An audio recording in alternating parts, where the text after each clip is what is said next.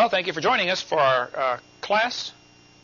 And you should have finished your quiz by now from the last time. Each session you should take the quiz from the week before, and then I'll start in again. Now, this session we're going to talk about dinosaurs that are still alive. This is my normally seminar part 3B, and I'm going to try to cover a lot of ground tonight instead of chasing too many rabbits, because I have spent 20 years studying this topic of dinosaurs that are still alive. I suspect I've read 300 books on this topic. I've read every one I can find at all of the major libraries I've gone to research this.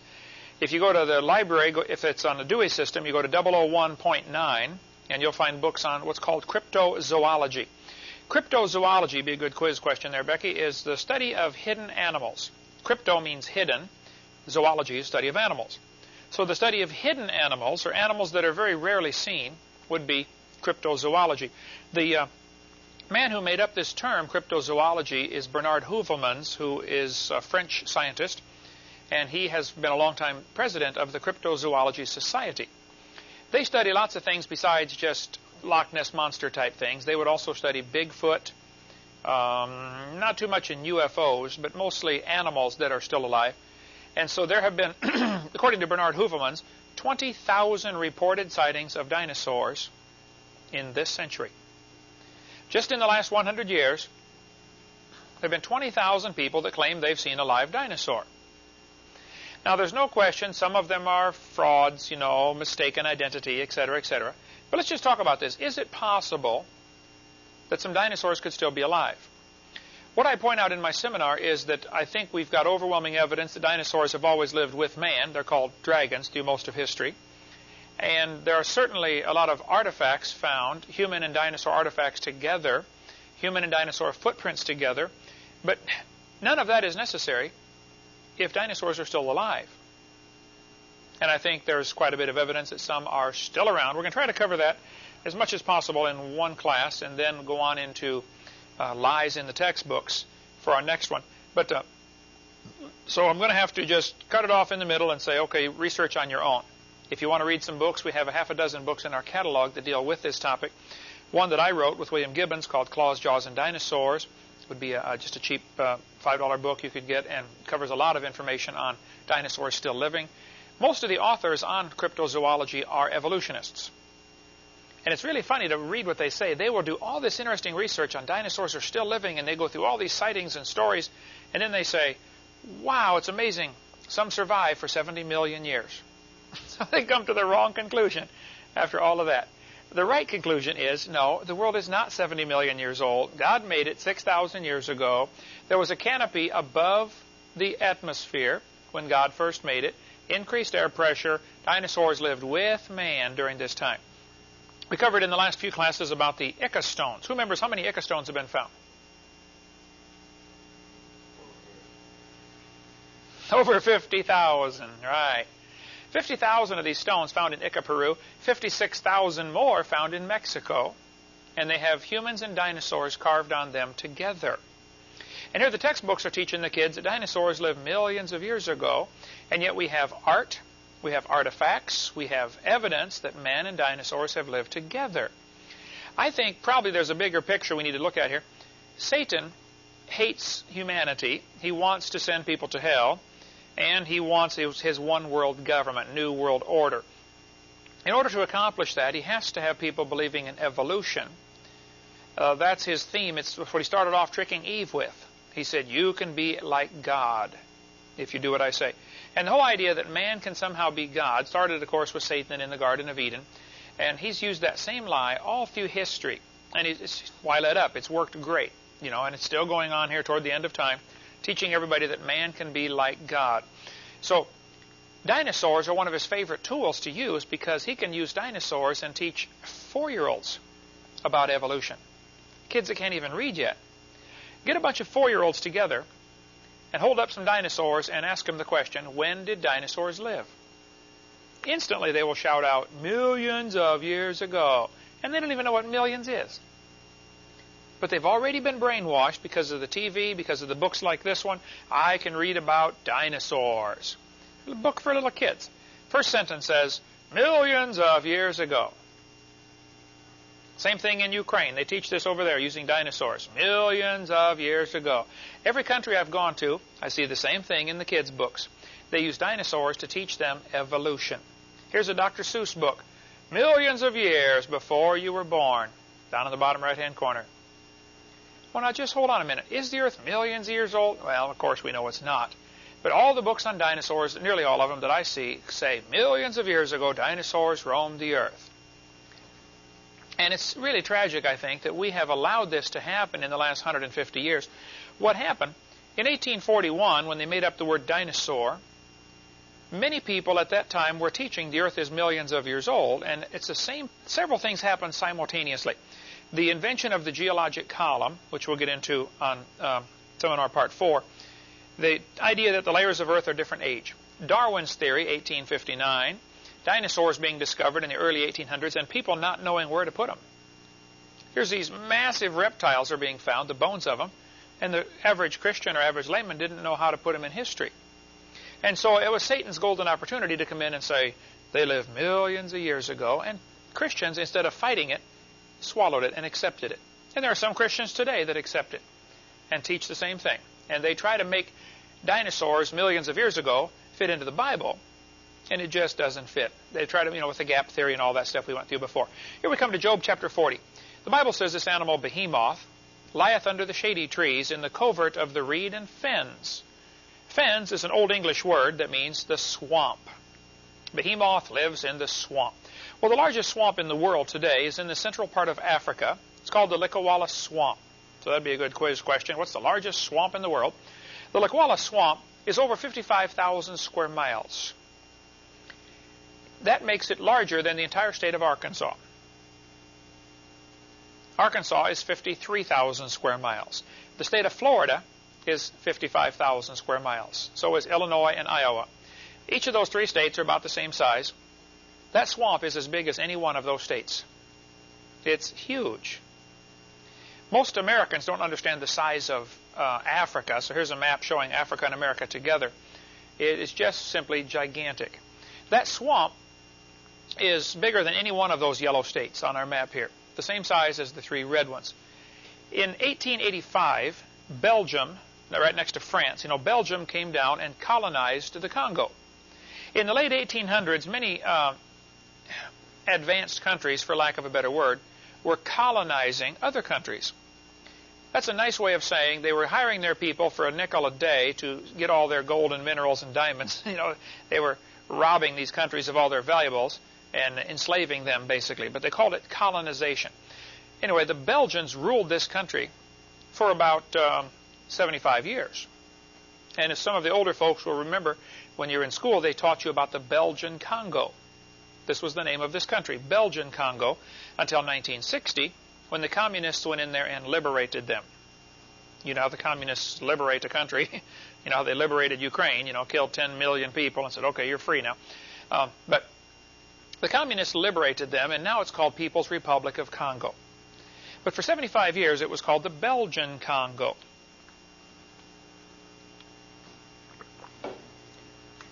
Explorers from Belgium and other countries went into that swamp. After all, they'd taken over this territory, let's see what we have here. Looking for gold and diamonds or whatever. In 1910, this article appeared in the New York Herald. Is a brontosaurus roaming Africa's wilds? Now, at this time, the brontosaurus had just been discovered before that. There were two groups, a guy named Cope, C-O-P-E, and a guy named Marsh, M-A-R-S-H. They were two fossil hunters that were in competition with each other.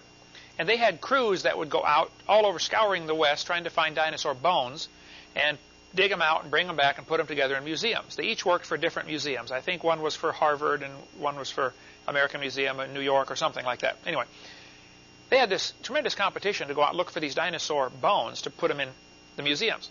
They got in a hurry to put one together, put together this big dinosaur they found, but it didn't have a head. So some guy got a head from 4.5 miles away, brought it in, they stuck it on the dinosaur, and called it a brontosaurus. Most of the dinosaur names come from Latin words. Brontosaurus is thunder lizard, from Latin. And they said he was so big when he walked the ground would shake, They called him the thunder lizard, Brontosaurus. Many years later they discovered it was the wrong head. There never was a Brontosaurus. They had the body of a Diplodocus and the head of an Apatosaurus. It's not a big mistake. I mean, it's sort of like putting together bones of a dog, and you don't have a head. Say you put together the bones of a Chihuahua, and you find you don't have a head, so you put the head on there from a Great Dane. Well, they're both dogs, but there's no such thing as a Great Chihuahua. So there's no such thing as a Brontosaurus.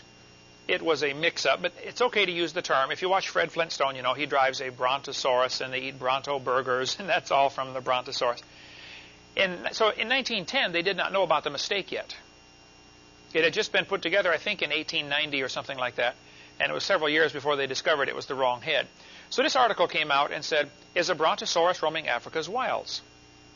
This is in the New York newspaper, because so many people had gone in there and come out saying, you know, we saw a dinosaur in there, still alive. Now, I think the Lord always has His witness and His testimony in things, and here we have people, scientists and teachers all over the world teaching, you know, dinosaurs lived millions of years ago in the early 1900s, and persistently these rumors start popping up and dinosaurs still living. Just to give, you know, the Christians some hope that, hey, maybe the Bible is indeed the Word of God and it's right. 1948, this article appeared in the Saturday Evening Post. Now, the Saturday Evening Post was a major magazine in the early 40s and late 40s, sort of like Time magazine or National Geographic or something like that. This article is three pages about dinosaurs still living. It goes through people who've gone in there and say, look, I saw one. Gives their testimonies in this article, January 3rd edition of Saturday Evening Post back from 1948. By the way, if anybody can get me an original copy of this, what I have, I found one at a library where they actually had the original magazine, 1948 Saturday Evening Post. And I photocopied the pages out of there, and it was a very lousy photocopy, so all I have is a lousy copy of the original. I would like to find somebody who has an original and buy it off them. So if you come across one, let me know. A South African big game hunter named Mr. Gobbler, good name for a game hunter, I suppose, returned from a trip to Angola and announced to the Cape Town newspaper that the Cape Argus was the name of the paper, that there was an animal of large dimensions, the description of which could only fit a dinosaur, dwelling in the Dololo swamps and known to the natives as the Chippewa. It has the head and tail of a lizard. Ivan Sanderson, who wrote the article that we mentioned earlier, There Could Be Dinosaurs, from the Saturday Evening Post, this quote is from that article. Ivan Sanderson was quite an explorer and collector of sightings like this and stories. And he really has some amazing reports he's done on this. And again, we could spend the rest of my lifetime talking about reports of dinosaurs still living. So I want you to research it for yourself if you want. Go to 001.9, or if it's the Library of Congress system, it's QL 89. Like Queen and then Larry 89, and you will find books on this topic, okay? People in Central African Republic call it Nguri. That's their name for it. Different missionaries that I meet all over the world tell me, oh yeah, we've got one of those in our country. The natives talk about it. But they all, of course, have a different name for it. In some parts of Africa, in the swamp, as you travel around, they will speak a different language. Some people call these creatures Chippewa. Some call it Yalama. They have different regional names for it, depending on their vocabulary. Well, Dr. Roy Mackal from the University of Chicago decided to go to the swamp. He had been involved in studying cryptozoology for many years, and he'd read all these stories of dinosaurs still living, and he was a microbiology professor at the University of Chicago. He said, well, a good scientist, and you hear something, you check it out. So, you know, thankfully he was honest enough to say, okay, I don't think it's true, but let's go check it out. Now, you have to understand, if you got a bunch of scientists together and said, let's go to the North Pole and look for Santa Claus, what's going on in their mind? Why spend all that money? We know it can't be true. It's a waste of money. That's exactly the way many scientists feel when you say, let's go to Africa and look for living dinosaurs. Because in their mind, it's already been settled. We know dinosaurs lived millions of years ago. Why waste all that money and go look for them? It can't be true. So their teaching, their philosophy of evolution, hinders them even thinking down this track that there could be some still alive because of what they've been taught. Okay, so anyway, Roy Mackal did go with James Powell, I believe his name was, a crocodile expert, and they went to the Lakwala Swamp. This is from the book Time, Life, Mysterious Creatures, part of the Time Life series, one of the big books they have. showing a picture of them tromping through the swamp. They said it's the most miserable swamp in the world. Mosquitoes landed on them at the rate of 1,000 per hour the entire time they're there. Bloodthirsty mosquitoes, snakes, bugs. You need to understand also this is a communist country now. So the communists have gone back in there to these swampy areas and told the villagers, boy, if you ever see a white man, he's probably a communist, he's probably a spy against the communists, go ahead and kill him. Very unsafe place to go. Mark Miller went there and wrote a neat article about how he just about was killed by the pygmies because they thought he was some kind of spy. But in the book, The Living Dinosaur, written by Roy Mackal, after going into the swamp, he tells about the Mahamba, the giant crocodile that the natives report that lives in the swamp that gets to 50 feet long. One group of scientists in I don't remember the date now, 1984, I believe, claims that they saw a Mahamba, a 50-foot crocodile. This room is 34 feet long, so that's a big crocodile. The natives talk about the animal called Mokele Mbembe, which is their pronunciation of the creature. Mokele Mbembe means, I believe it means stopper of rivers. On page 225 of Mackal's book, he shows this sketch that he would show to the natives, and they would say, oh yeah, that's Mokele Mbembe. He lives out in the swamp. Mackal tells in his book how he tried, as a scientist, to make sure he wasn't leading the natives to answer a question. He would go to some villages, and he would just mention the name. He would say, what is Mokele Mbembe? And they would draw a sketch on the ground with a stick, and they'd draw a picture of a dinosaur with a long neck and a long tail.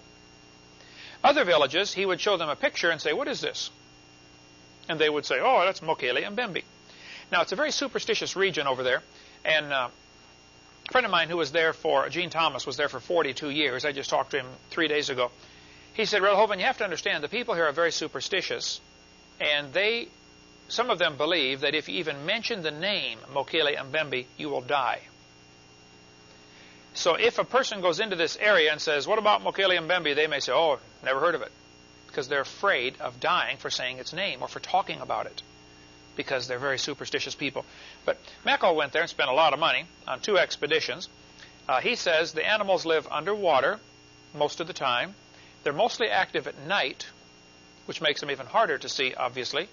Plus, when you figure the natives over there are real superstitious and scared to go out at night, they're not likely to be seen very often. Example, did you know panthers are still alive in Florida? Panthers, like the big cat. How many have ever seen one alive in the wild? I've lived here 11 years. I've seen one, and it was dead on the highway. And yet we've got a population of how many millions here in Florida? And I would say the vast majority have never seen a live panther. But they're living right here. I was surprised to find out after living here in this house quite a while that there's an owl that lives in that tree right behind here. I've only seen it twice in the 11 years we've lived here. A huge owl. Well, it's nocturnal, okay? It's out at night. So the creatures in the swamp in Africa are apparently about 20 feet long, mostly neck and tail. The body's about the size of a hippopotamus. The natives showed Dr. Mackal the favorite plant. They said it's the malombo plant, and there's Dr. Mackal holding one. He says it has a fruit on it that's sort of like an apple, but harder than an apple, and that Mokele Mbembe just loves these things. So they will even climb up out of the water into the jungle to get these plants and eat them, typically, again, at night, or very, very early in the morning. Some natives claim they see one when they go out real early to go fishing. They will see one of these animals, and it'll duck under the water and make big waves and even sometimes knock their canoe over just because of the waves of this giant creature submerging. Dr. Mackal here is shown outlined with a footprint. This is, again, from Time, Life, Mysterious Creatures, page 94. There's Mackal's phone number there. He lives in California, and he's got a Chicago phone number. He's retired now from University of Chicago.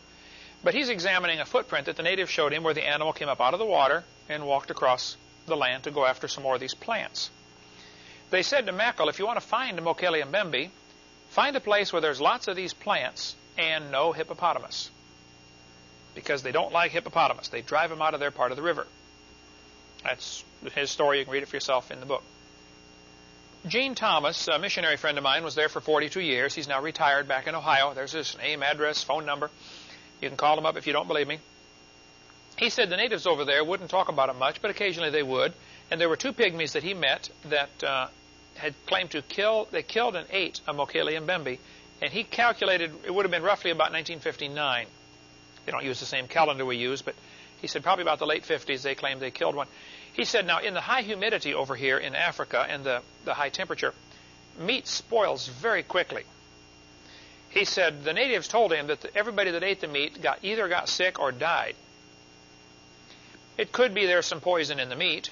It could be, a new animal, they didn't know how to properly clean it to get rid of the poison glands or whatever. Like if you kill and eat a carp, you have to cut out the mud strip or else it tastes horrible, destroys the meat. If you don't know how to clean it properly, you can mess it up. Same thing with deer, if you shoot a deer, you don't know how to properly clean it, you can spoil the meat. He said, I'm not sure what happened, but they may have gotten sick and died. He said it could be this animal was so huge they didn't want to waste the meat, and they tried to keep it too long with no refrigeration. Bottom line is, it may just be a story, but the natives said, we killed it, and everybody that ate it either got sick or died. And obviously they did not die. They must have just got sick. But the natives said that these animals will come up out of the river if you surprise them in their part of the river, and they will hit your canoe with your tail and break your canoe to slivers. Let me back up one picture. He told me that they put stakes across the river one time to trap one of these animals because it kept bothering the fishing. The natives were going into this one lake to go fishing, and these Mokele Mbembes kept coming in there, eating the fish and scaring the fish off. So they pounded stakes in the river, one of the rivers leading to this lake, to try to stop the creature, and when it got caught tangled up in the stakes, they speared it to death. Mackle said in his book that he could still see the stakes there in the river when he went, 20 years later. So the story, he thinks, is true. Marcelina Agnagna is a biologist from the Congo. He's a communist teacher there, teaches in the communist school. He says he saw one in 1983, and he drew a picture of the back. When they asked him why he didn't get a picture, Marcelina said, well, I had a camera, and I took pictures, but the film was all ruined from the high humidity. Okay, reasonable story, because it is extremely high humidity. You carry a camera through the jungle sometime and see how well it functions after 2 or 3 weeks of tromping through the jungle. It's pretty tough to keep your equipment. Just survival is a full-time job. Keeping your equipment working is another whole set of problems. Anyway, this is a fascinating article by Dr. Mark Miller, who went to the Congo swamp with a crew, and I'd recommend you get this Far Out magazine. Now, these guys are not necessarily Christians. They're just researchers, explorers, who go do research on dinosaurs still living, all kinds of amazing stuff in this Far Out magazine, Far Out Adventures. Their phone number right there, or their website, azstarnet.com. Miller said they were captured by the pygmies, and they were going to kill them. And so they got these guys were all in this hut, like 5 or 6 of them. They got all the patches and badges and medals they could find and put them all on this one guy's shirt. And he just marched out and said, I'm a important government representative. They had Boy Scout medallions, security guard patches. And of course, the natives don't know what it is. Made the guy look important. And he went out and said, I demand that you release us right away. Well, the natives didn't know what to do, so they released them all. That's the story he tells in there of how they got out of it. But they just were nearly killed by these pygmies. A group from Los Angeles went there. Herman Regusters and his wife Kia are mentioned in this article, dinosaur-like beast photographed during African jungle expedition.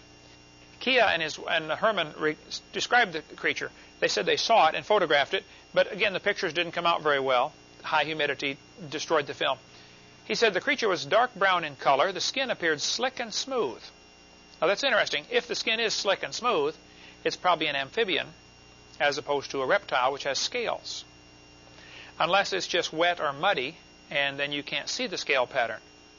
For instance, many snakes look slick and smooth, but they have scales. So it could be he didn't get a good enough view. He said the had a long neck and a small head. Herman saw it, Kia, his wife, saw it, and on several occasions, and they heard it making a tremendous roar. Now, as far as I know, the only recording available, and I have it in our archives here somewhere, is about a 4 or 5 minute recording that they made of a tape recorder of this creature roaring at night. And it was dark, they couldn't get video footage, but they said it would go roar and then a slapping sound. strangest thing they'd ever heard. And when you listen to the tape, you'll say, man, that sounds strange. They checked the voice print of this, whatever it was, because they just turned the tape recorder on and let it record while this creature is making its roaring sound. They couldn't even see it. They checked it with all sorts of other animals. You know, what's close to this anyway? What makes this sound? They found it was reasonably close voice print to, I think, a gecko lizard or some lizard, that when it roars, the skin on its throat puffs out, and then the skin slaps back. It's the closest they could find, so they guess it might be some kind of giant reptile making this noise. But Herman and his wife Kia said they heard the creature. Many other members of the expedition, including government officials from the Republic of Congo, saw it and heard it. Here's a story from the Boston Herald newspaper about how that there's an expedition going into the swamp again. There have probably been 30 expeditions into that swamp in the last 20 years trying to photograph or capture one of these creatures. Chuck Holcomb from North Alabama has gotten permission to go in there with a blimp, inflatable dirigible, and fly over the swamp with cameras and infrared instruments to try to photograph this creature. He's got a couple of millionaires backing him up on this expedition. Chuck Holcomb's a good friend of mine. He's the one that built the huge cave, which you inflate, for kids to get in, and it says Dinosaur Cave, and he's got it on the side, travels around and uses it as a ministry. But he's going over there, supposed to be, I think, fall 2000 or spring 2001, and he's going to actually go into the swamp and try to photograph this. He's concerned, and I mentioned this to him. I said, Chuck, I don't know if infrared will do any good if it's a reptile. They don't have any body heat. They're the same temperature as their environment. So infrared may not show up. This article appeared in London, United Kingdom. There's a website there, email if you want to get a hold of them. Hunters launch a trek for a living dinosaur. You can get on cryptozoology.st if you want more on that. The natives over there claim that these animals live in caves. They're very rarely seen. They come out at night, and they eat plants for a while, and then they move on somewhere else. They're migratory. So it's not a simple matter of, hey, let's go take a picture and go home. It's just not quite like that. William Gibbons was Mr. Scotland, one of the bodybuilders, like me. And he is a good friend of mine from Canada. He's been over there 3 times to the Congo swamp. And he and I wrote this book together. You can get a hold of him. His website his email is congo@ionsis.com. ionsis.com. And talk to William about his expeditions. He's also been to several other places on cryptozoology adventures. For instance, there is some pretty good evidence that the dodo bird is not extinct. The last known dodo bird was like 300 years ago. And they've got it stuffed and mounted someplace in a museum. But there are some islands out between Africa and India where they say there are probably some dodo birds still alive. So he's doing research on that type of thing.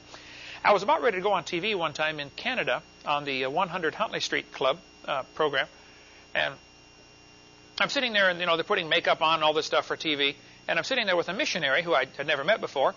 His name was Cal Bombay, and he does a regular story on this 100 Huntley Street every week, or every day, whatever they broadcast.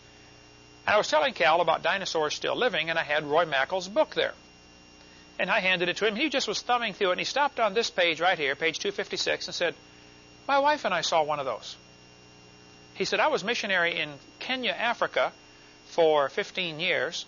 He said, we're driving down this dry, dusty road, very arid region, lots of small brush everywhere, and we saw this giant creature. He said, I would guess it was about 15 or 18 feet long, like a monitor lizard. He said it was stopped in the middle of the road, like it was sunning itself, trying to warm up. Lizards have to lay in the sun to warm themselves up. He said, it looked like that picture you have there, but the plates on the back were bigger.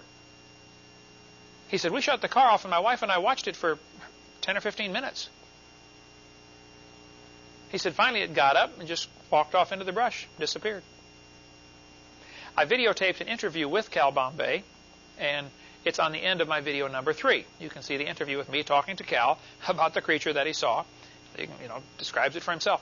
Down in South America, one of the largest jungle swamp areas in the world is down here, called the Amazon jungle. I flew over the Amazon when I came back from preaching in Brazil and was just amazed at the size of that thing. That jungle is huge. It goes forever, it seems like.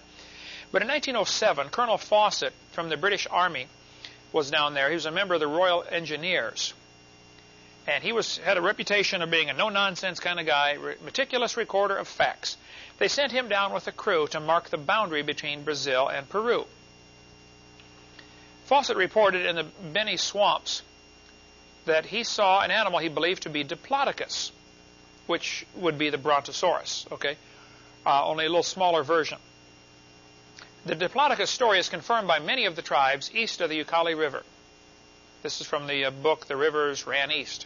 You can check it out for yourself back in 1953. Colonel Fawcett's son drew a picture of the footprints that they saw. He saw one of these animals in the swamp, and they described it as having a long neck sticking its head up way into the trees, and a large body and a long tail. Typical dinosaur-like sighting, and there are thousands of these available that you can read for yourself. Bolivian saurian, this is from 1883, Scientific American. Now understand, in the late 1800s, evolution was not as firmly entrenched as it is today in our system. Any articles like this would never make it into Scientific American today, because anything that might harm the evolution theory is going to be carefully kept out by the review committee or whatever. But here's what the article says. The Brazilian minister at La Paz, Bolivia, had remitted to the Minister of Foreign Affairs in Rio photographs of drawings of an extraordinary saurian, that's dinosaur, killed on the Beni after receiving 36 balls. They shot it 36 times. By order of the President of Bolivia, the dried body, which had been preserved in Asuncion, was sent to La Paz. It is 12 meters long, 39 feet, from snout to point of the tail, which latter is flattened. Besides the anterior head, it has 4 meters behind, 2 small but completely formed heads. Nobody knows what this means here. Rising from the back. All 3 have much resemblance to the head of a dog. The legs are short and end in formidable claws. Who knows what they mean by the extra heads, unless it means fins on the back or spines or bumps, who knows. Or deformity, we don't know. The legs, the belly, and lower part of the throat appear definitely defended by a kind of scale armor. And all the back is protected by still thicker and double, whatever that word is, cuirass, starting from behind the ears of the anterior head and continuing to the tail. The neck is long and the belly large and almost dragging on the ground. Professor Gilvetti, who examined the beast, thinks it is not a monster but a member of a rare or almost lost species, as the Indians in some parts of Bolivia use small earthen vases of identical shape and probably copied from nature. William Corliss has written in many, many books where he gathers information from old encyclopedias and old magazines about sightings of strange things like this. And he's done great work. You might want to get a hold of William Corliss's book or any of his series of books. It's listed in my seminar notebook in the blue pages under Source Book Project. Here's a picture of a 35-foot snake that just swallowed a native. They killed the snake and put it in the truck. You know, snakes have a jaw that they can open up. The jaw comes apart so they can swallow something bigger than their body. Snakes are found with pigs inside and deer inside where they swallow the whole thing. And a large snake like that might only have to eat once a year. Guinness Book of World Records has 32 feet as the longest snake proven. Well, Colonel Fawcett said he shot and killed a 62-foot anaconda snake in the jungle down there. The natives that were with him said, "Colonel, you should see the big ones." The natives were terrified when he shot this thing because they said, "Oh, no, don't shoot it, because if there's one, there's going to be 2. There's another one around here somewhere." Well, he shot it and killed it and measured it. Now, the guy's a member of the Royal Engineers. He ought to know how to run a tape measure. He said it was 62 feet and some inches long. I mean, he measured it. Officials of the Brazil-Colombia Boundary Commission in 1933 killed a 98-foot snake 2 feet in diameter with a machine gun on the banks of the Rio Negro. They claimed the creature weighed 2 tons and 4 men had been unable to lift its head. Bernard Heuvelmans, president of the Cryptozoology Society, has one of the biggest and best books on this topic, even though he believes in evolution. He does all this research and says, wow, dinosaurs are still alive, and it's amazing they survived for 70 million years. So he still comes to the wrong conclusion. But his book is tremendous, and I'd recommend it, in spite of his evolutionary prejudice. A cook from a hotel in Amazon jungle said he saw a 100-foot snake. Now, I met a missionary to Ecuador back in January of year 2000, and he told me the story right here, that this cook had told him that he saw a 100-foot snake, which the military had hunted down after it had eaten 2 soldiers. The snake's head was 5 feet long.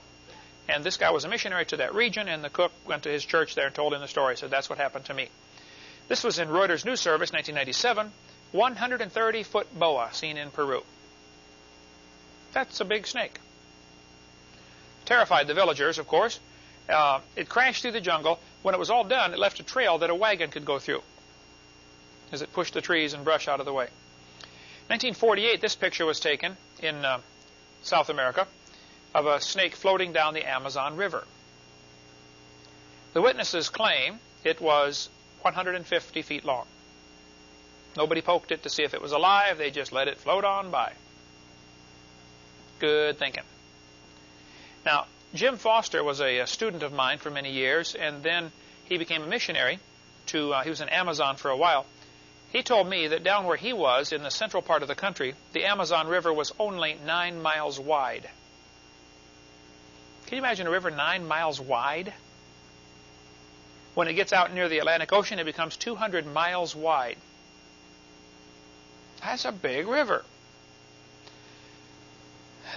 All sorts of things are in that river, of course, the piranha and all this kind of stuff. But in Scotland, of course, many folks have heard of the famous Loch Ness Monster. We'll talk a little bit about Loch Ness and some of the other creatures that have been seen recently, right after we get back from the break. Strange and unexplained phenomena. See, to the average person, sighting a dinosaur is strange and unexplained phenomena. To the Christian, it's not a problem. So there's some still around. The unexplained, and they have a whole section on Loch Ness Monster, or, of course, he's got a section on Bigfoot, and a section on dinosaurs still living, and a section on UFOs, and all sorts of neat research, and I read all this stuff, and yet we come to the wrong conclusion. Here's one, alien animals, really a good one. Again, wrong conclusion. In Witch-Bound Africa. Now, this is an older book, I think 30s. Let's see. 1967. About explorers who'd gone in there reporting these dinosaurs still alive. Dr. Bernard Heuvelmans, I mentioned, the president of the Cryptozoology Society.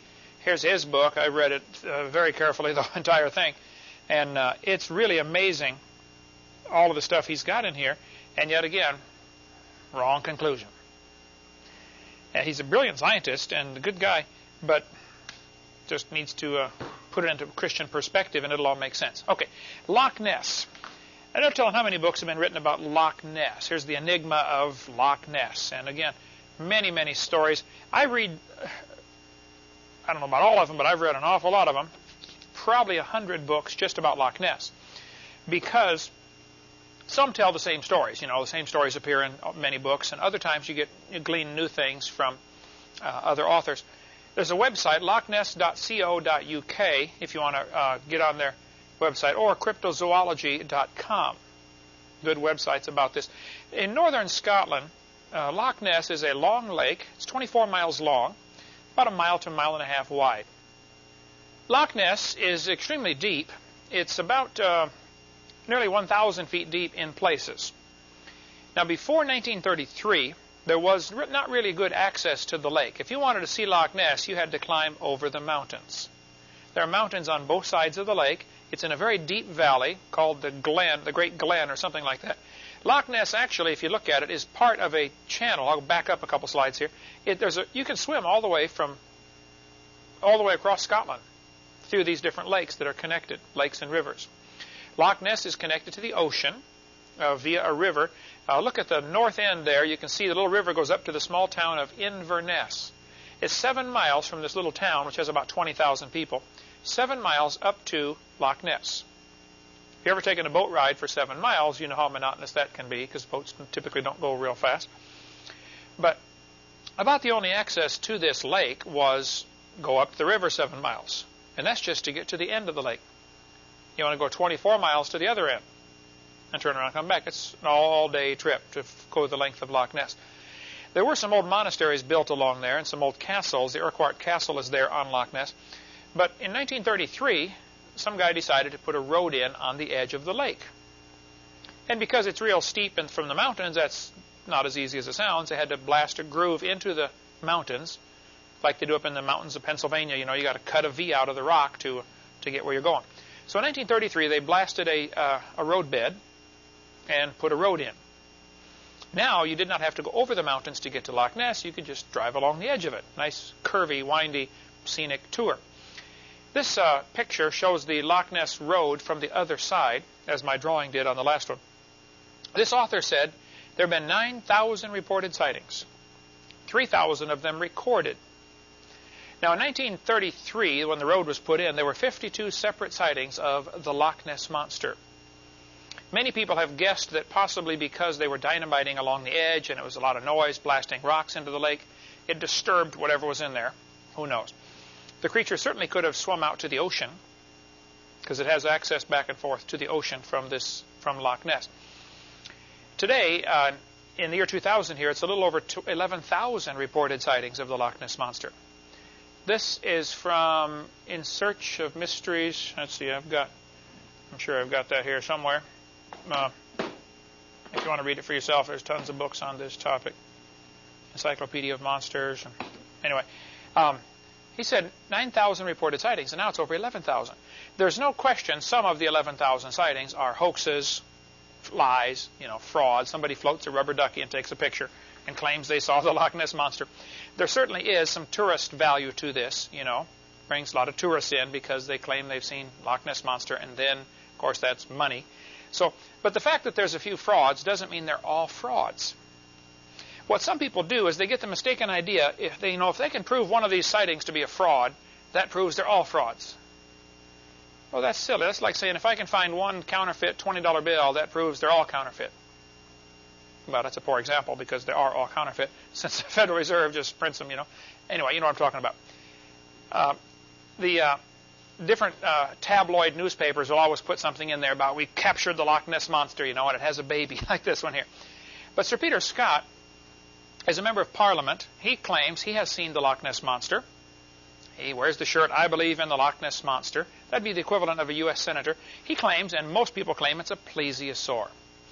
Now, when you read all the books about Loch Ness Monster, and again, I have read lots of them and lots of articles and stories and sightings, they will, almost all of them, describe a plesiosaurus, a long neck, 4 flippers, short tail. Some of them describe humps on the back. Some say there are no humps.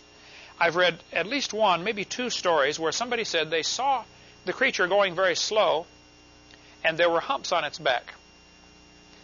Several people describe it as bunches on its back. And then there were 2 of these stories that said they saw all of these bumps straighten out into one big hump as it took off swimming real fast. Who knows? The theories are that probably, the best theory that I'm aware of is that probably these, as the creature is going slow, the muscles are contracted on its back, making the bumps, and then when it swims fast, the muscles straighten out into one long hump.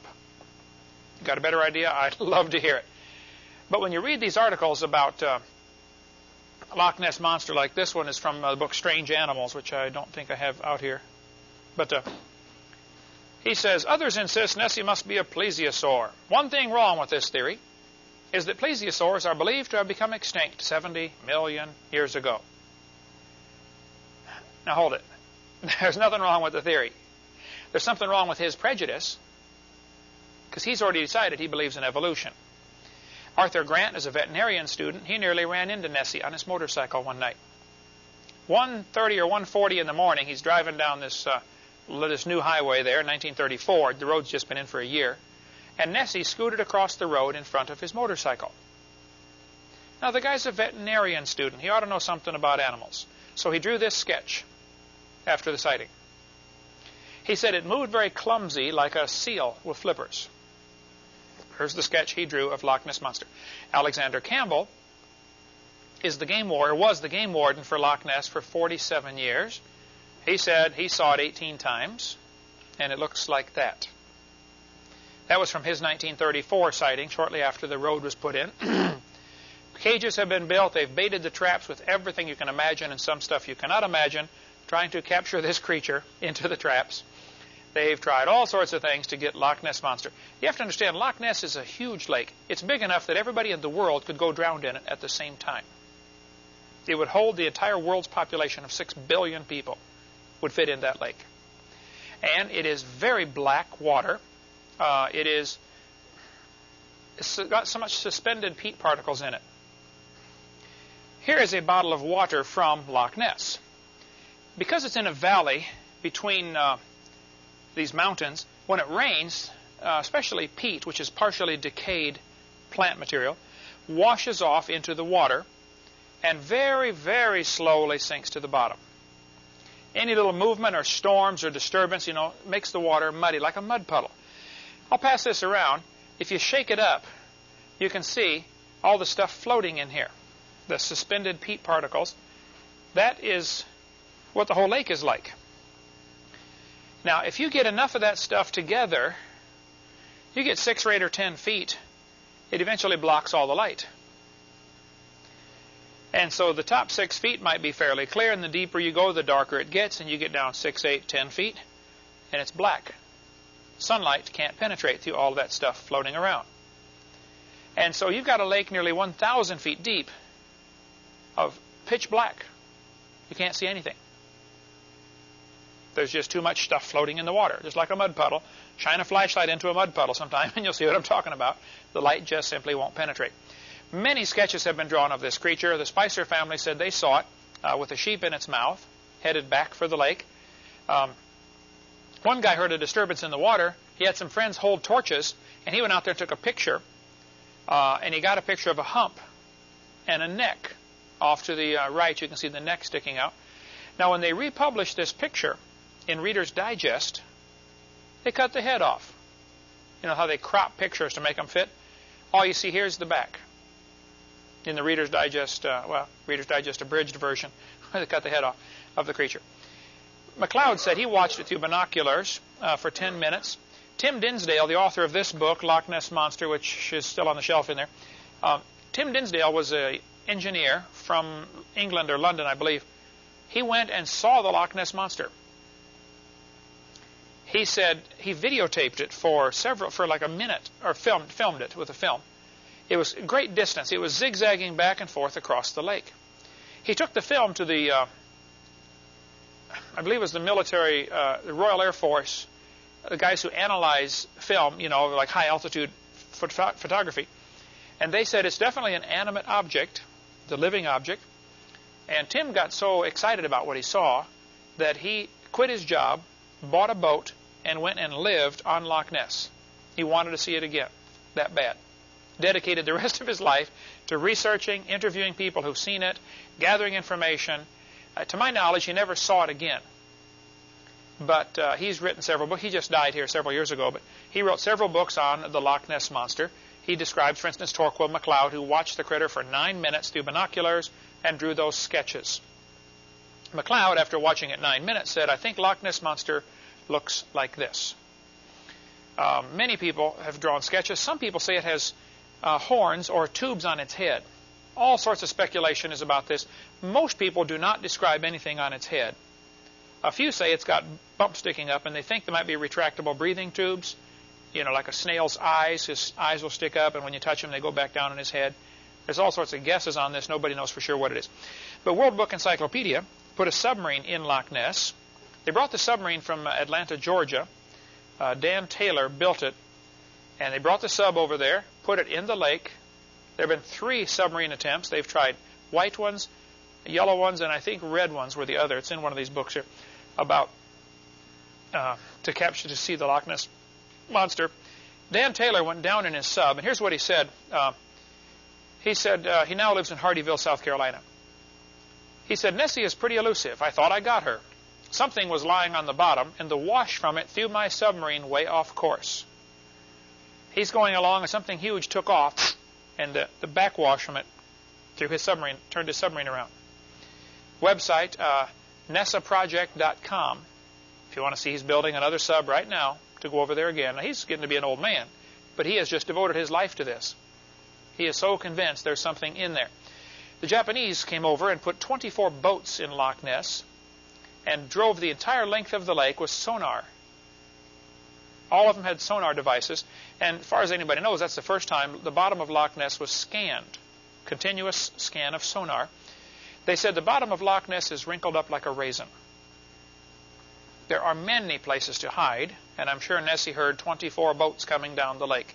Sound travels real good underwater. There appear to be caves off to the side up into the mountains.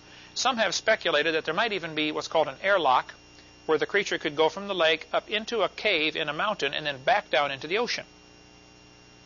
So the water wouldn't be transferred back and forth, because same thing as the toilet, with the siphon on a toilet. But there could be a mechanism of getting back and forth. You certainly can swim out the Inverness River, except there are locks and dams in the way now. But even then, you could still get out. One guy did get a picture of a giant diamond-shaped flipper. The Academy of Applied Science, 1972, got this picture. Rhines, I think his name was. It's been a while since I read that story. But he said he dropped a weight down where the water was only 80 feet deep, and it had a float on the top, and he attached cameras that were sonar activated. And he put sonar device down there, so if anything swims in front of the camera, it'll trigger the camera to take pictures and flashes to go off. Understand, this is extremely dirty water, as you can see from the example there. And so the images here are computer enhanced from the images that he got with his film because of the murkiness of the water. But again, it appeared to have diamond-shaped flippers. There's a fairly famous picture here from Reader's Digest showing Nessie with its mouth open. Many people describe humps. The surgeon's photo is interesting. They claim it was faked, and it certainly could have been. I don't know. But the story goes that a London surgeon was down there at Loch Ness with his mistress. And so he took this picture of Loch Ness Monster and didn't want his name associated with it, because his wife is going to start asking questions. Where were you this weekend? Well, he was down at Loch Ness with his girlfriend.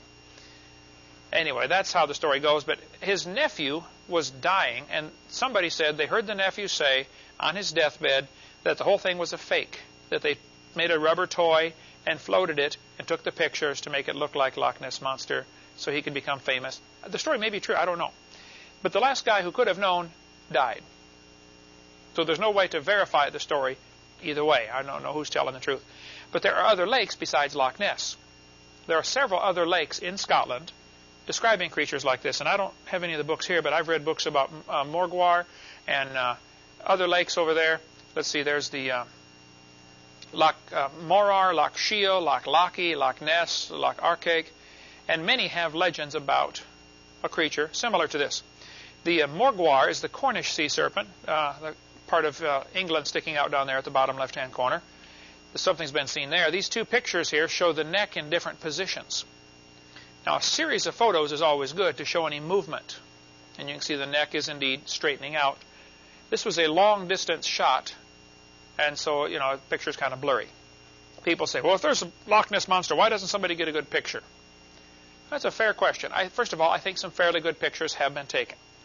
Secondly, I would ask you the question, how many of you have ever seen a car accident? You watched it happen. I have probably seen 100 of them. We saw 50 in one day in an ice storm up in Wisconsin. Watched them happen all around us. We watched them going on like crazy. I'd like somebody to get me a picture of a car wreck as it happens. Even if your camera is sitting there beside you, which it probably isn't, when the accident happens, you won't think in time to get the camera, focus it in, and take a picture.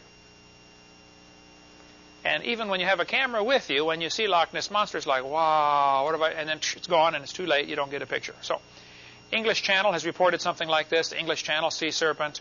Sea dragon was listed in an old dictionary somebody sent me. We think the dictionary was 1766. The cover and first 4 pages were torn off. So we don't know, but I've got it in the office there. The dictionary reported, though, a marine monster caught in England in 1749 called a sea dragon, resembling in some degree an alligator, but having 2 large fins which serve for swimming or flying. It had 2 legs terminating in hoofs like those of an ass. Its body was covered with impenetrable scales. It had 5 rows of teeth. Now a shark, pan over here, Steve, if you would. A shark has quite a few rows of teeth. Here is a shark's jaw, and you can notice in the back all these different rows of teeth, immature teeth that are getting ready to flip up, or when the shark gets ready to bite something, he will puff up his jaws, so a bunch of these teeth dig in at the same time. Some have speculated that the creature may be in the shark family because of the extra rows of teeth. I don't know. All I can do is speculate like everybody else and say there's something interesting over there. They describe the creature as having these 5 rows of teeth. Here's a picture of the one taken on the beach in Normandy, France in 1925. This appeared in Time magazine in 1934. The 25-foot creature washed up on the beach in Normandy, France, 1934. 2 professors from Paris Natural History Museum analyzed the creature and said it was definitely not a whale, not a sea cow. It's possible we are in the presence of an unknown species, is what they said. There's a man standing there for scale. You can see the size of this creature next to whatever this creature was. Down in Brazil in 1905, this creature was seen by some scientists on board a ship called Valhalla. Cruising off the coast of Brazil, they spotted a dorsal fin 6 feet long, 2 feet high, and a small head on a neck about 7 or 8 feet long in front of the fin. The creature's color was mainly dark brown, turning white on the underside, and a good-sized body could be seen under the water. The observers were two experienced British naturalists, and they published their story in a book called The Proceedings back in 1905. Down by New Zealand, a Japanese fishing boat pulled this creature up in 1977. They said it was 32 feet long, weighed 4,000 pounds. They were dragging their net 900 feet down because right off the coast of New Zealand is a place called the Chatham Rise where the Japanese do a lot of fishing because the water is only 900 feet deep, which sounds deep, I know, but compared to the rest of the ocean, which is 12,000 feet deep, this is not much. They said the creature was rotting and it stunk and it smelled terrible, so they threw it back. But they did take quite a few photos of it, and they saved some of the tissue. When they picked it up with the net and tried to set it down, it broke in half, and white pus oozed out everywhere. So it had been dead for some time, maybe even more than a week. It had been dead. The zoologist on board the ship, and this was a giant fishing boat, the zoologist on board drew this sketch and said that's what it looked like. 4 flippers, long neck, long tail, with all the Japanese writing on there. They made a special stamp for Japanese mail that year, 1977. They said it's the greatest find in 100 years of Japanese science. And that's a commemorative stamp. Now, the tissue that was kept was analyzed, and they did a protein analysis. And they said it was 96% similar to shark protein. And so some of the American skeptics said, see, it's not a dinosaur, or not a plesiosaur. And some people get after me for calling it a dinosaur because it's actually a marine reptile. Well, I understand, but look up any book on dinosaurs. You'll find plesiosaurs listed in there. Every kid thinks it's in the dinosaur family. But they said it's 96% similar to shark protein. And they said, see, it was just a basking shark. The excuse they always give for these creatures is they say it's just a basking shark, which is a monstrous shark. And when it dies, they say the gills rot and fall off, the flippers fall apart, and it ends up looking like it has 4 flippers and a long neck, when actually that's just his spinal cord and the gills are gone.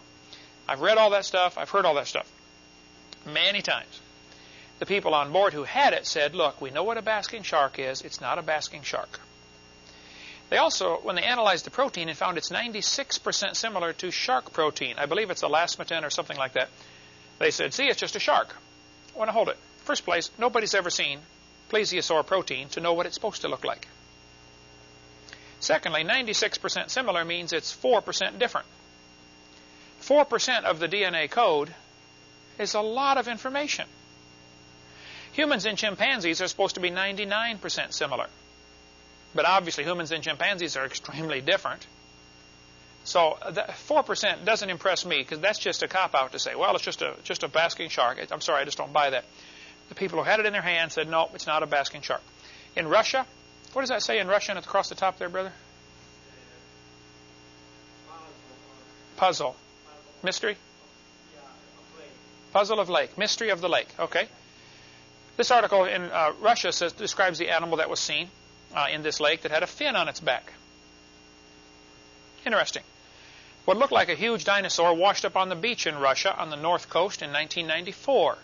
They said the creature was 39 feet long. Northern island of Japan has a creature like that. I just talked to a missionary over there yesterday, a day before, recently here. I'm going to the central island of Japan, Tokyo area, in a couple months, and he's a missionary on the North Island. I forget the name of the island now, but he's going to do some checking on this creature, but hasn't been seen since '73. But there were rumors of this lake over there up in the mountains of a creature like the Loch Ness Monster. There's a lake in southern Japan on the South Island right there where they call the creature Issy. Nessie, Loch Ness Monster is called Nessie. This one's called Issy. There's a big lake over there, Lake Ikeda in Japan. China has one. There were some people said they saw one. They called it a USO, unidentified swimming object. The monster was golden yellow in color, had a long neck, beard, a horned head the size of a wash basin. Here again we have the report of the horns on the head. Nobody knows what it was. Reuters News Service reported in this lake in Sweden there have been 450 people who claim they've seen this creature, a similar creature to Loch Ness Monster, in one of the lakes up there in Sweden.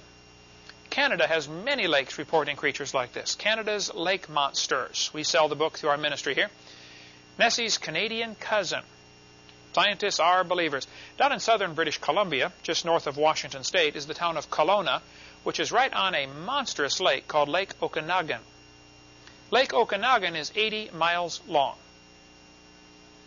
That's from here to what? Biloxi, Mississippi. Just about. 80 miles. Long lake. There's $1 million reward out if anybody can capture the Ogopogo. This plaque is up there about Ogopogo's home. Before the unimaginative, practical white man came, the fearsome lake monster, Nahatik, whatever, was well known to the primitive, superstitious Indians.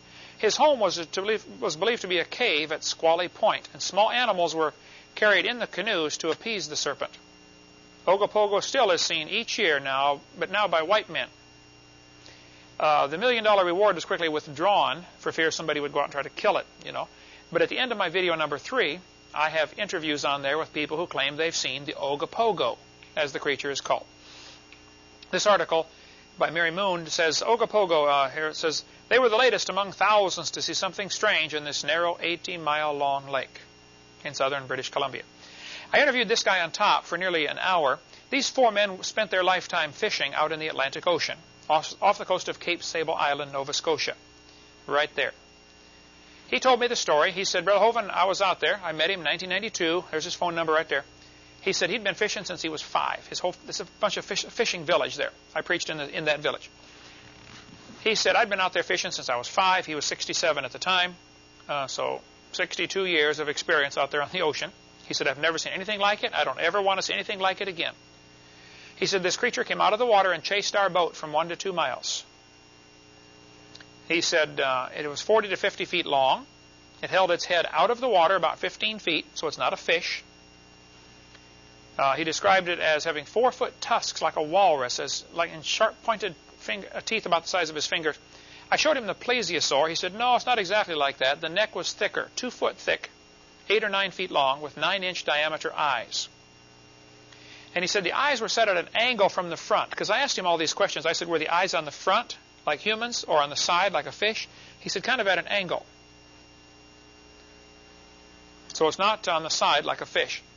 He said he could see no visible means of propulsion. Many people describe Loch Ness Monster as having a hump on its back, moving very fast, but you can't see what's making it move. On a whale, you see the tail go up and down. On a shark, the tail goes side to side. They don't see what's making this move. If it's 4 flippers underneath, it can be doing the flipper movement and swimming, and you don't see what's happening under the water. He said it was grayish-brown, covered in barnacles, rough texture, and it did not appear to have scales. They were 6 miles south of Cape Sable Island. He said the water was 180 feet deep and flat cam. They pronounce flat calm. He said it's flat cam. I had asked him to explain that. He said, oh, no waves. Oh, calm. Okay. He said, I don't want to see it again. I've got the whole interview on audio tape if you want to listen to it. The Cadborosaurus is the one seen in Cadboro Bay, British Columbia, which is north of Washington State. It's been seen as far south as Oregon. Professor LeBlanc at the University of British Columbia published a paper on it. He wrote this book, Professor LeBlanc and Bousfield wrote this book about the Cadborosaurus, and we sell the book if you want to read it. They describe it as having a long neck and short pointed front flippers, a horse-like head, and distinct eyes. A couple of pilots saw it in 1993 and reported it in Carl Schuker's book, The Unexplained. Let's see. Unexplained by Jerome Clark. Unexplained by Carl Schuker. They must still be in the library there. Yeah, it's still in the library. Oh, here it is. No, this is another one by Jerome Clark. I got Schuker's book, too. Anyway, he's an English scientist who writes a lot on this topic. A baby one was captured in I don't remember the date now, but a guy was sailing out there in this huge bay, and this thing went swimming past his boat. So he put his dip net down and pulled it up, dumped it into a bucket full of water, and drew that sketch of it. He didn't have a camera, but he drew this sketch, and he said the thing was scratching, obviously distressed, trying to get out, panicking, so he dumped it overboard. Didn't save it. There's two little front flippers, bumps down its back like scales, large eyes, and a head shaped sort of like a horse. That's what they describe it as. We sell this book also, Monster, about North American lake monsters. I talked to this man. His name is Jacques Beauvais. He's a Canadian researcher who does research on the Lake Memphremagog monster. This is a huge lake that goes from Quebec down into Vermont. Or if you're an American, it goes from Vermont up into Quebec.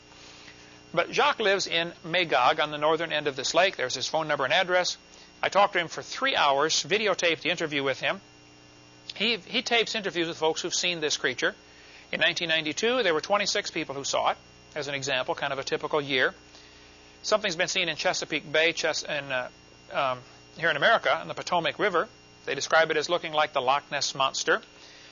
In the south end of Rhode Island, there's an island off in the ocean there called Block Island. There's a picture of the Block Island. On this island in 1996, this creature washed up on the beach. Someone stole the bones later, but it's about 14 feet long. Nobody knows what it was, a totally new creature. Lake Erie reports something called Erie's Bessie, matches Nessie. Here's an article from the Pensacola News Journal back in 1990, where they describe the creature as being 35 feet long, black, having a snake-like head. Boaters spot the Erie monster from Huron, Ohio Associated Press. Serpent-like creature makes Lake Erie its home. And you can read books on it and watch my videotape on that. I talked to John Kraft, who saw and photographed the Lake Erie monster. My interview with him is on the end of tape number 3.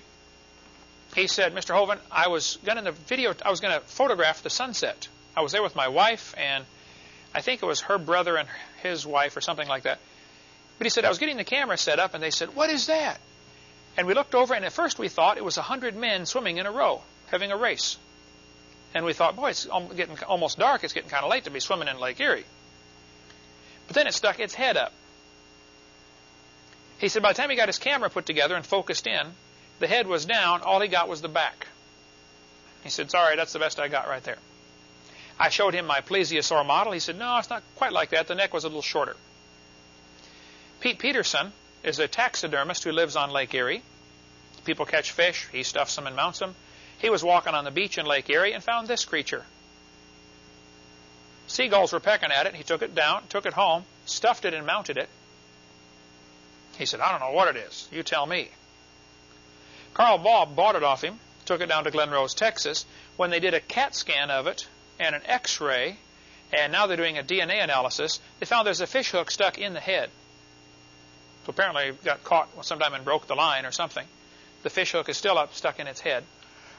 Nobody knows what the creature is. Scituate Harbor, I stopped there and saw the people who were the first ones to see the Scituate Harbor monster. 1970, this critter washed up on the beach. I talked to the sheriff, who was the first one there on the scene. It washed up at 2 in the morning. It stunk terribly. You could smell it for 3 miles. So the sheriff was called. He went out there to see what the stink was, and it's this 50-foot-long creature laying on the beach. As soon as a rock radio station heard about it, they started announcing at 2 a.m., hey, there's a sea monster washed up on the beach in Scituate Harbor. And people came down for miles, and all the highways and streets were blocked for miles. People trying to get to see the sea monster at 3 a.m. Anyway, everybody brought hatchets and machetes, or most of them did, and started cutting off pieces and taking it home so they could have a piece of the sea monster. By the time they got some pictures of it, it was all chopped up. The health department came out and said, we don't care what it is. It stinks. It's dangerous to contaminate the community, so they blew it back into the water with dynamite. But the Woods Hole oceanographic people, scientists, came down and cut the head off and took it back in a dump truck. The head filled a dump truck. They analyzed it, the protein, and said it's a basking shark. Again, they always call them a basking shark. That's their standard answer. I doubt that duels will be fought on the proper name for the monster, with the experts at Woods Hole stating it's a basking shark and Dr. John Hannon positively refusing to accept anything but a real sea serpent. Edward Rowe Snow wrote a lot about the creature since he lived there in that area. On the coast of California, in 1925, this animal washed up on the beach. This is from the article California's Nessie in Skin Diver magazine. You can see the guy behind has a rifle just in case it moves again. What you're seeing there is the head. There's the eyeball on top. Kind of a rounded dome-shaped head, like a basketball sort of shape, with a beak on it. The neck was 20 feet long. I got a call from an atheist, or a letter from an atheist one time. He said, Hovind, you're so stupid. Don't you know that was a whale? I wrote back and said, please show me any neck on a whale. Where's the neck on a whale, please? But the people who examined it, like the president of the British Columbia Natural History Society, he said, my examination of the monster was quite thorough. It had no teeth, the head is large, the neck 20 feet long. The body is weak, and the tail is only 3 feet in length from the end of the backbone. With a bill like it possesses, it must have lived on herbage, plants, and undoubtedly inhabited a swamp. I would call it a type of plesiosaurus. It had 2 short front flippers, 2 short feet or flippers, and probably swam with its head high above the water. Some fishermen had watched it get killed the day before by a bunch of seals. Now, for many years, this creature had been reported in the coast of California. The fishermen called it the Old Man of the Sea. You'd see it swimming around with its head up. Right off the coast of Monterey, let me back up a couple of slides here and show you. Right off the coast of California there, you go out a couple miles and it drops off into a trench. The water is incredibly deep. I think more than 10,000 feet. And that's where this creature was seen. And it washed up after these seals went out and killed it one day. A big war between a bunch of seals and this big creature. It washed up on the beach a day or two later. But in the 1930s and 40s, other creatures were seen by the Monterey sardine fleet. At that time, that was the sardine capital of the world. One crew with 12 men watched it. Here's their report. They said it stared at them with large, baleful eyes from a rounded head that topped a long, slender neck that stuck out of the water a distance of 8 or more feet. And there's another book about California's sea monsters, if you want to get it from CSE. There's just so much material, like, for instance, the White River Monster in Newport, Arkansas. I interviewed folks who saw it. The man who took that picture is Cloyce Warren. I talked to Cloyce on the phone. He said, look, I had a whole roll of pictures taken of that creature. I took them down to the newspaper office and said, here, you've been laughing at us for saying there's something in this lake. Here's still in the roll. You develop it. Well, some idiot at the newspaper office didn't realize this was color film, and he developed it with black and white developer and ruined the entire roll. So they called Cloyce and said, oops, sorry. Anyway, he said, this other picture I got's not nearly as good.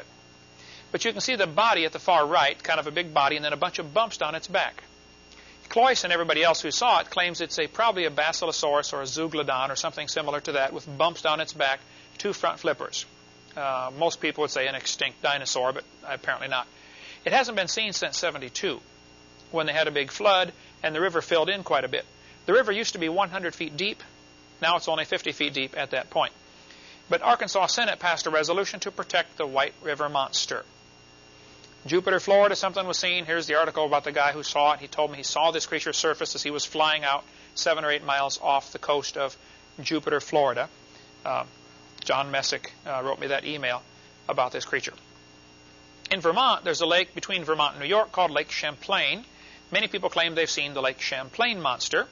I talked to Sandy, who took this picture on the front of the book. I said, Sandy, do you think you saw a dinosaur? She said, oh, no. I know I saw a dinosaur. She and her husband and 2 kids watched it for 10 minutes, and she describes that on the videotape number 3 again. Okay, 1998, 58 people saw it again, just a couple years ago. It is regularly reported. When I went there to Lake Champlain, I talked to folks that lived along the lake. I said, have you ever seen the Lake Champlain monster? Some said, no, it's just a joke. Some said, yeah, I've seen it, but I wouldn't tell anybody because you're going to get laughed at. I mean, if you go home and say, hey, I was out fishing and I saw a dinosaur, what are your friends going to think? Something went wrong, right? A little too much sunlight out there, right? One more story and we got to quit. In Pensacola, Florida, right here. This sketch was drawn by Edward Bryan McCleary, who was the only survivor when 5 kids went scuba diving out. You know where the sunken ship is out off the base there, Steve? You ever seen that old sunken ship sticking up? What's the name of that ship? The Massachusetts, I think? Anyway, they sank it, I think, as target practice after the war, purposely or something. But it was an old ship they're getting rid of. So these guys are going to go out scuba diving. That's a pretty good distance out to this ship. Okay. And Edward McCleary is the only survivor. Here's his report, word for word. He said, we were in an Air Force rescue raft. Now understand, one of the kids who did not come back, his dad was real high up in Air Force sea rescue. So he had gotten on one of these big Air Force rescue rafts, and these 5 kids, late teenagers, 16, 17, 18, 19, are going to go scuba diving. He said, we were bound for a sunken ship a few miles off the coast. Midway out, we were caught in a storm and dragged out to sea. When the storm cleared, we were in a dense fog, and we began to hear strange noises, rather like the splashing of a porpoise, also a sickening odor like that of dead fish. The noise got closer to the raft, and it was then we heard a loud hissing sound. Out in the fog, we saw what looked like a long pole, about 10 feet high, sticking straight up out of the water. On top was a bulb-like structure. I assume he means light bulb shape, round, with a beak on it, like the other creature we saw a minute ago. It bent in the middle and went under. It appeared several more times, getting closer to the raft. The silence was broken once again by something out of the fog. I can only describe it as a high-pitched whine. We panicked. All 5 of us put on our fins and went into the water. Now, at this point, people asked him, why didn't you stay in the raft? He said, man, I don't know. It's all we could think of. You know, this thing's getting closer. You know, we're scuba divers, so we felt safer in the water. That probably a dumb mistake, but, you know, they did it. Keep together and try for the ship, I yelled. After we were in the water, we became split up in the fog. From behind, I could hear the screams of my comrades one by one. I got a closer look at the thing just before my last friend went under. The neck was about 12 feet long, brownish green and smooth looking. The head was like that of a sea turtle. There appeared to be what looked like a dorsal fin when it dove under for the last time. Also, as best I'm able to recall, the eyes were green with oval pupils. So the guy's getting a pretty good look at it. He swam to the ship. He said, I finally made it to the ship, the top of which protruded from the water, and it still does today, by the way, and stayed there for most of the night. Early that morning, I swam to shore and was found by the rescue unit. That's the sketch he drew as the only survivor. I told this story in a meeting when I was speaking at Fort Walton Beach down the road here. A lady came to me afterwards. Her name is Val Bill. There's her address. She said, Mr. Hovind, my stepson, Larry Bill, was one of the kids who did not return. She said, my husband, his dad, was involved in Air Force rescue for the government. If the president would have gone down, he would have been one of the ones to go after him. The guy was real high up in rescue. He said they searched in vain. One drowned teenager was found. One body was found. The other 3 were never found. I called Edward Bryan McCleary. I chased him down. He's in Jacksonville, Florida. He refuses to talk about it. His wife told me, after this incident, when he was like 18 years old, he became an alcoholic and a drug addict. And he doesn't want to talk about it. He's afraid it'll, stir up these memories or something. But that was right here in Pensacola, Florida. All right, we got a ton of more material you can read. Watch our video number 3 and get more on that. The point is, I think there are some dinosaurs still alive, including some pterodactyls. I've gathered a ton of material on pterodactyls still living. I get reports probably once a month. Somebody will call me from Papua New Guinea, Indonesia, or northern tip of Australia and say, hey, we've seen pterodactyls still alive. I spoke at Pensacola Junior College here a couple months ago. Next door, Jan Hadley, my neighbor, teaches English as a second language over there. I was speaking at the college over there. I mentioned pterodactyls have been seen in Papua New Guinea. This lady stood up. Let's see, her name was Irma Wati. She's a medical doctor, came over to America. She's studying English right now at PJC. She said, Mr. Hovind, I'm from Indonesia, and you're right, we have those creatures in my country. Pterodactyls still alive. I've had many missionaries tell me they've seen this, and maybe at the end of this tape, if there's time, we'll just go through and flash up the slides real slow. You can read it for yourself and chase down the information. I think it's a fascinating study, studying cryptozoology. My purpose, though, is to help destroy the evolution theory. which says dinosaurs lived millions of years ago, and I'm sorry, they just didn't. They're part of God's normal creation. They've lived with man all through history, and there might be a few small ones still alive today. And that's the point of all this.